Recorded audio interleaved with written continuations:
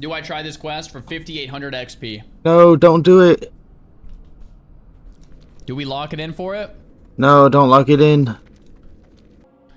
Bro, can I even kill 2 searing ghouls? But no, bro, you don't need to. What are you doing? I think I'm just... I don't like these up. Yeah, he didn't even need to pull these for his him. quest. He knows these are dangerous mobs. They do tons of damage. A lot of fire damage. You can't afford to use Blood Rage on a risky pull like this. And he doesn't battle shout until this mob is already half dead. I'm gonna use a health pot. He also used his superior health potion instead of his major health potion. He didn't need to attack these mobs, but since he did, he should have attacked an individual mob first, pulled Rage, then after he killed that mob, used Blood Rage to stay in combat, Band-Aid, then he could have charged in with Battle Shout, Sweeping Strikes, Mortal Strike, Whirlwind, and those mobs would have gotten blown up. It's also possible he could have used his PvP trinket and hamstring to get out of the blast wave slow and kite the mobs with the fences, but just at that point he was dead. He didn't even really have time to make good use of Retal, even if he popped it. A lot of small mistakes added up and resulted in his death here. The biggest one is he knew that he couldn't handle this fight, and he still wanted to risk the bisque. Bye-bye. I see this all too often in dungeons, especially from mages. They're focused entirely on blasting through the dungeon as fast as they can and being top on the meter. This is exactly what happened here.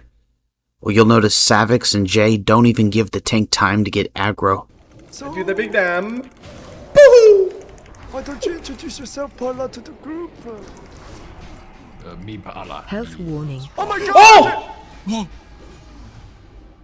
He had plenty of time to save himself. He can see the mobs are moving back and forth as he jumps back and forth, but he's just focused on that damage meter.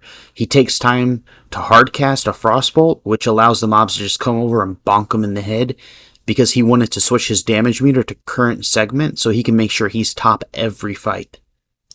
This was a pretty unfortunate death. He didn't have a lot of time to react, but you just gotta focus up at the start. He hesitated a little bit. There was one GCD he wasted of reaction time, and then when he did react, he walked directly into the boss.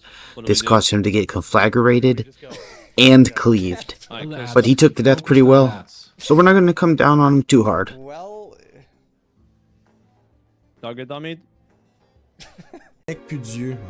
If you see blood of the heroes on the ground in Western or Eastern Plague Lands, do not right-click it. You'll end up just like this guy. This is a tough lesson to learn, and there's only 2 ways to learn it. Either you see someone else do it, or you learn firsthand. Unfortunately for this guy, he learned firsthand. You could tell he panic vanishes immediately. It would have been a lot more useful if he had blinded and then sprinted away. It also doesn't seem like he has any sort of escape plan, because this isn't even on his mind. He's just doing his normal thing, doing some quests. Oh my god. All of a sudden, boom, he's in a bad situation and fight or flight. And when every single second, you should have a plan. How are you getting out? Because you can't run through mobs. I see it too often. Matter of fact, the guy in the next clip just tried running through some mobs. Yeah, there's quite a bit to point out that we got to talk about. The first thing is this guy has 0 swivel to his head. Especially when you're in dense mob areas like this, you need to be constantly looking around, because it could just be a hyperspawn. A hyperspawn can pop up where you just killed a mob, and now it's Rip Bozo for you. But also patrols. You have to be on the lookout for patrols. I think that's what this was. Another problem is this guy only has silk bandages. Bro, as a warrior, you gotta have the best bandages you can have at the time. What he should have done was fear the mob and immediately band-aided and just popped his cooldowns, popped Retal, popped Blood Fury, and just tried to power through the mob. Because running to your death is not gonna do it. This guy didn't have an escape plan either. This is a big problem. You always got to know what your exit strategy is, especially when you're in mob-dense areas. Yeah, I think if he just feared, bandaged, popped Retal, Blood Fury, he still had his target dummy. He should have just tried to power through it and fight through it. I've seen this a lot lately. Grace for Days had a little mishap where he was like, I should have just fought, but then he tried to run through the whole cave. Here that clip is now. I wasn't just going to tease you guys. His first problem is being too cocky. His second problem is not being cocky enough. You know, this is a risk, and he knew it was risk. If he's just trying to farm clips, then it's worth it, it's good. If he's trying to get to level 60 and contribute to an Onlyfangs raid, this is not the sort of thing you want to be doing. I think if he had fought it out, he would have been fine.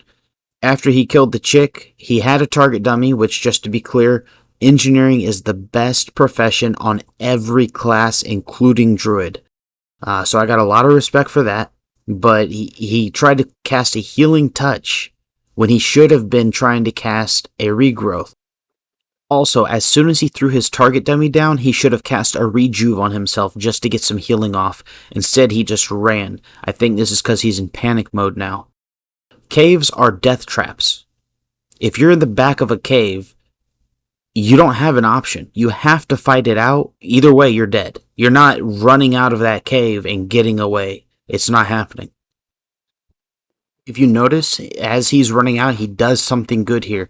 He's running, he's jumping, and he's turning his face to the mobs. This is so he doesn't get dazed. This is good. It's going to increase his chances, but you're just too far in the cave. He should have fought it out. I really think he should have survived. This guy's problem is he doesn't have the add-on Classic Bestiary. It's an add-on that will tell you the abilities of mobs when you hover over them in the tooltip, and he would have been able to know that these mobs stun. The big. God, they're everywhere, dude. It's gonna be rough. Damn, dude. Damn, dude. Actually, Damn, you can put dude. him over. He's walking in a good spot over here. But unfortunately, he doesn't have that. This is the second death he's experienced to not having an add-on. I'll be covering his other death in another video that's more focused on Safeguard and why you should be using it. But this one is just he didn't know that they had a stun. So the first problem is his pet was a little bit low when he went in, and this is going to cause problems for him later. When you're doing tough mobs like this, you gotta keep your pet at full HP. Also, he body pulls. When you know you're facing orange mobs, you can't be in close moving like that. You have to pick them off one by one and be very careful.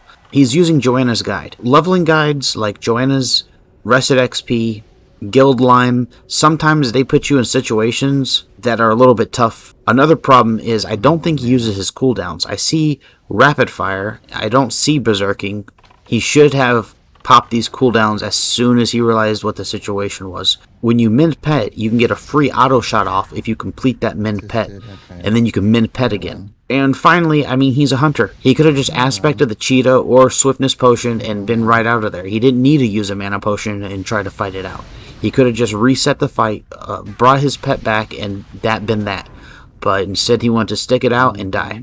There's a lot of small mistakes that happened here, and it caused him to die. So it's really unfortunate. But that's the last clip. If you enjoyed this video, be sure to check out my soda popping guide in the description.